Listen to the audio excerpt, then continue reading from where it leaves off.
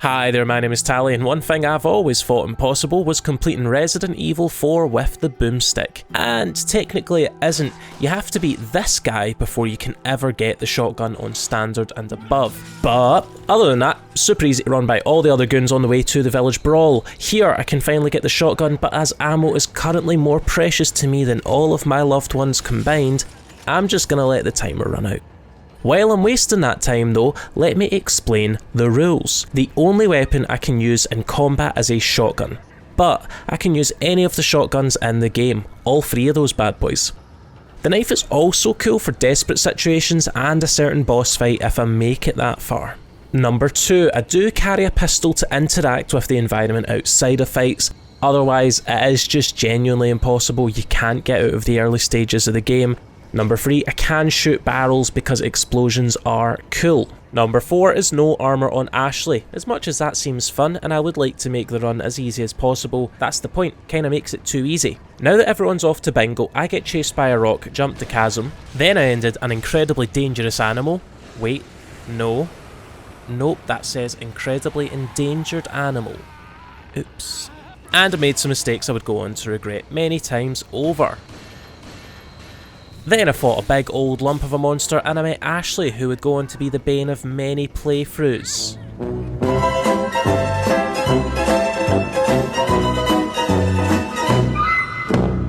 However, we've got to get out of here because this place has more rabid psychos than Glasgow on a Friday night. So we head through the village and into a cabin to chill for a while. And there, I meet my best friend in the whole wide world, Lewis. Lewis immediately disrespects me a ton by throwing pistol ammo my way, and at this point, I don't even own one. Speaking of disrespect, I'm also punched and beaten by a ton of dudes until they eventually got bored and decided to leave. Next, we get a visit from my large lump's brother and we perform the Joestar family secret technique. Sadly, this is where I realise the futility of human existence, as I have to spend a ton of ammo right before a boss fight. It's honestly just a super uncomfortable waste, because I know if I don't, then Ashley's gonna die. So we make it to the boss fight with the large dairyman, and it very quickly dawns on me that I am bona fide done in. Despite this feeling though, I'm gonna give it a good old try anyway, because there's nothing more powerful than the indomitable human. I'm done. I am done. Psych, there's still plenty of time on the video, so do you know what I did? I did it all again. I started from scratch with knowledge and foresight, because that's what it's all about. And this is where I implemented the pistol rule, because otherwise I would be slamming my head off a wall for days. So I'll make my way through all the dangers I did before, taking more time to avoid combat at all costs and be more efficient with my ammo consumption. Because run 1, I was quite blasé if I'm gonna be honest. Now, I'm still not perfect, and I don't receive a lot of ammo from not fighting, but I do space out my upgrades better as well, so that I effectively have 2 or 3 opportunities to refill the gun without using any ammo before I hit the big cheese. Otherwise the run looks pretty much the same. Gonna be honest though, I'm still not 100% as I hit the gondola, since it's still going to require a full shotgun's worth of ammo, but unlike last time, I've got an upgrade banked, ready to go. Last time I was pretty liberal with upgrades, and that came to bite me in the ass. So I stepped back into the Omelette du Fromage boss fight feeling so much more confident and with only a hint of pee in my pants. And it kinda started disastrously again. I was so convinced that I'd messed up, but I had the whole indomitable human spirit thing going on, so I pushed on in my second attempt, and I not only beat him, I beat him with change to spare, leading me to feel like I am now an unbeatable, unstoppable killing machine.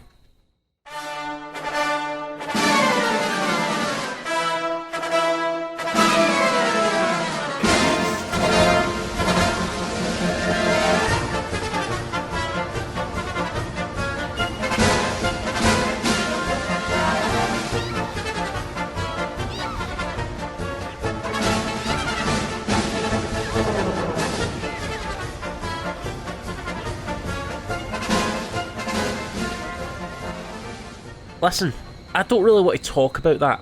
I was convinced that I was Speed Incarnate, but apparently I'm not.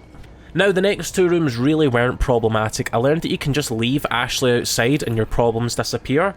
I get 99 problems, but that chick ain't one. Next, I will admit Wolverine was a bit of a pushover. Okay, maybe not entirely. Overall though, I can't say that I had a hard time with the guy. He's a lovely lad, but has a bad habit of turning his back on me, which always calls for a little spanking. But instead of spanking him, it's a shotgun shell. And here we are, at everyone's least favourite part of the game. Okay, my least favourite. If it's also yours though, comment it down below. I really should have planned this one out, like, had some semblance of strategy, but I'm not smart enough for that, so I decided to treat this like I treat everything else in my life, and I just winged it. And winging it didn't not work, but it could have worked better. The first half was the hardest bit because as soon as I managed to get the stairs down, I just saved, quit and restart since it puts you right back here and without the enemies. The next challenge is looking after Ashley while she turns a couple cranks, and to be honest, the shotgun does alright here. Like, the fact that it has okay range and a bit of a spread makes it absolutely fine.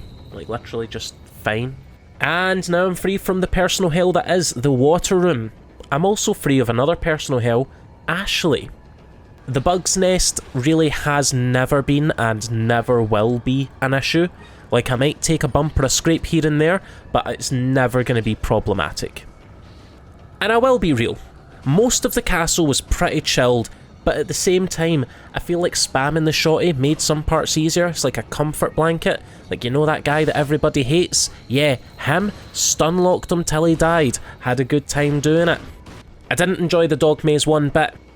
I'm a murderer. Not because it was hard, but because I didn't want to shoot, so I was chased about by 6, count them, 6 angry ass hellhounds. And then I proceeded to catch up with everyone's deepest fantasy, Ada Wong. Next, I got locked in a cage, which was a bit of a bummer, but they very conveniently left the lock on the inside of the door. True genius at play. Like, honestly, imagine, if they didn't put doors on the cage at all, right, don't even mind the locks, no doors, Leon would have died via endless assault from an entire castle's worth of mutants. Or literally, just chuck the 2 xenomorph dudes, and Leon turns into a fine red mist. Good lord, the absolute incompetence of these losers. And now Lewis is dead, which ruins my whole day. But to cheer myself up, I'm going to have some fun trying to snipe Ashley with a shotgun. I mean, snipe her restraints with a shotgun. Then I had to fend off some rabid virgins, which of course went okay. And then there was the Ashley section, which is, well, the Ashley section. Alrighty, chapter 4, first things first, the lava room. Not sure why it exists, but to each their own. Second, I actually took more than one attempt here because I originally wanted to take out the flamethrowers for that sweet, sweet loot, but that ended up being a bad idea. So I came back and only went for the big boy at the end, and it was fine. Moving on to the next set of amusement park horror house rooms where you'll find parasitic suits of armour and a goddamn drill, and a room full of bugs that simply bully me. Turns out the bugs can be problematic. Eventually, I bully the bullies and I go play in the clock tower. At least, I'm certain it's a clock tower. I'm not sure what's going on at this point, and if I'm honest, there's a lot going on.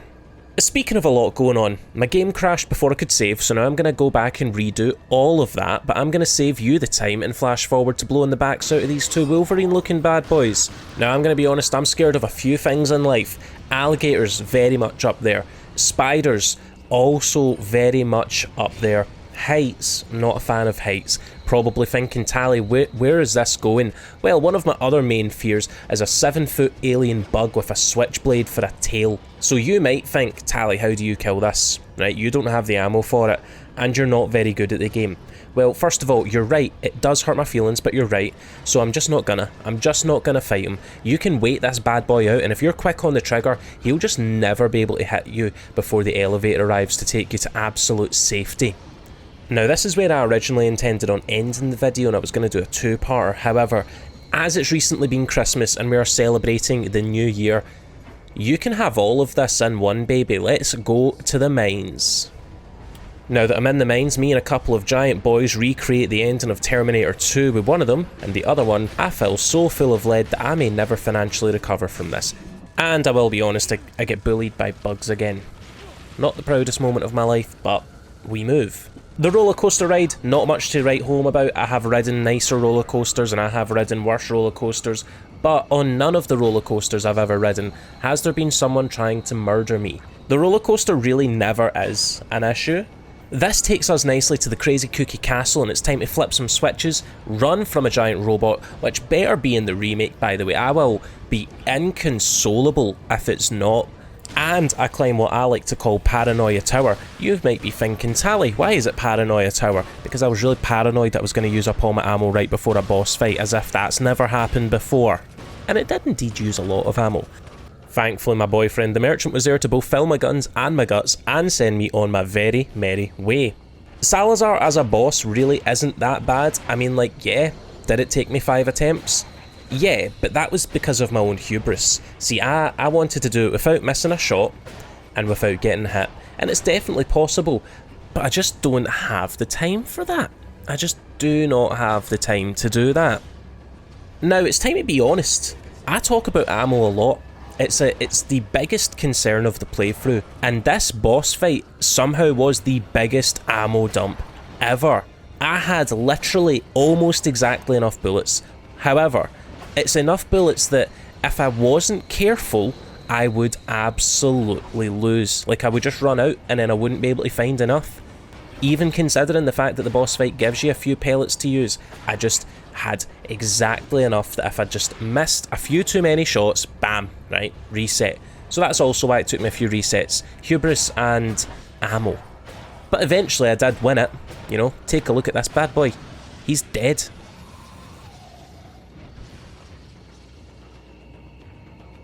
Here we are starting chapter 5, and this is definitely one of the chapters of all time. I'll be real, avoiding violence really is the best course of action here of all places. The Ditman glitch makes it really easy to get by most of the fodders, including like Big Charlie, I think that's his name, Machine Gun Guy, not a big fan of him. And really, you're only ever fighting here when you've got no choice. However, speaking of things that ruin my day in fighting, there is a forced fight with the Iron Maiden. I hate this guy. He has never, and will never be fun to deal with in these sorts of challenges. So I just decided I'll deal with it later and went to go visit my boyfriend the merchant. After my shopping date, I decide the only real course of action is to fill this Iron Maiden so full of lead that the Flint water supply starts to feel less special. A lot of the island after this really wasn't that crazy. Having near constant stopping power and crowd control feels really empowering at this point in the game, despite the fact I am still running from every encounter I can. Now, the lava pit room usually causes me some sort of anxiety, but this time I didn't even make it that far before I actually get caught up in some bullshit. So thankfully the game did take mercy on me and gave me an okay lava room. The regenerator corridor wasn't too bad, but most definitely wasn't fun, and the goddamn truck section was unbearable. Actually pretty okay, entirely pretty okay. It must have been a good day or something because there was generally no anxiety, no major issues, which is a lie. There's constant anxiety, but it's all in the past now. Oh god, what is that? Oh, it's the devil, it's the devil. I'm so anxious right now. Anyway, you two, bit of a pushover on the ground this time. Ironic, because in my pistol only run, he took so much precision and caused a ton of resets and a ton of tries. But here, pretty decent.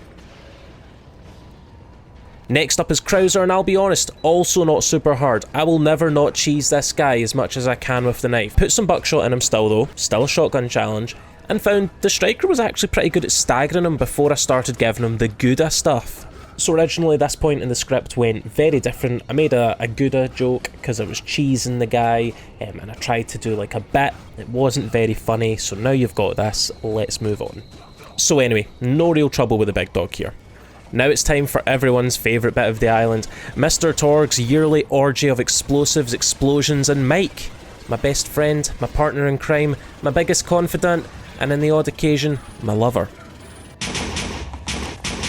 Well, Mike's dead now. Next we have the war room, and that honestly relies on so much RNG as far as I know. I always felt like the dude with the key was just kinda random. If it's not, then let me know in the comments. My first attempt went pretty poorly, so I just decided let's go for a reset since the final boss is literally minutes away. And on the second try, I was pretty blessed and managed to get it done super quick and with little waste. And here we have my final hurdle, Sadler. I don't think he's actually that hard, despite the fact that I had a bit of a rough time. I'm not sure what it was, but I just could not hit his weak spots once I'd done the ones on his front. So while I don't think it required any resets, retries or deaths, the fight just took forever. In the end though, I had absolutely no doubt in my mind that I couldn't handle this. I got to this point pretty fully loaded, pretty ready to go. I had absolutely nothing that could stop me. And above all, I had the indomitable human spirit. See, I brought it back for the ending. It's like a theme or something, like the through line that connects all of the video together. Anyway, I got there in the end, filled and full of shells, and won RPG. Customary, you've got to do it, even on a challenge run, you RPG them. Had a great time. 10 out of 10, would do again, probably will, but I'll probably do it after a TMP challenge, because I haven't done that one yet. So let's wrap this bad boy up, because I've been rambling for a wee while here. This challenge, simultaneously astronomically difficult and incredibly easy at the same time. Each of the 3 boomsticks are absolute powerhouses, and there was never a situation where I felt I couldn't overcome it due to my loadout, only ever my ammo supply. As with many of these challenges, ammo troubles are of course the big issue, and I had like an odd conundrum where I walked into just about every set piece confident, then humbled because I would inevitably run out of ammo, and then I would try again and barely make it by the skin of my teeth, so I couldn't ever really feel settled. And I didn't always feel confident, but I also had the other side that nothing ever really felt hopeless. Anyway, I had a ton of fun with this challenge, I highly recommend it, and maybe when we do RE4 remake challenges, I'll be hitting this bad boy again. You should try it before then though, and absolutely thank me later. As always, make sure to like the video if you haven't already, make sure to comment. I think this is my 5th time asking, it's fantastic for the algorithm. You have been amazing, I have been Tally, I will catch you all later. Bye.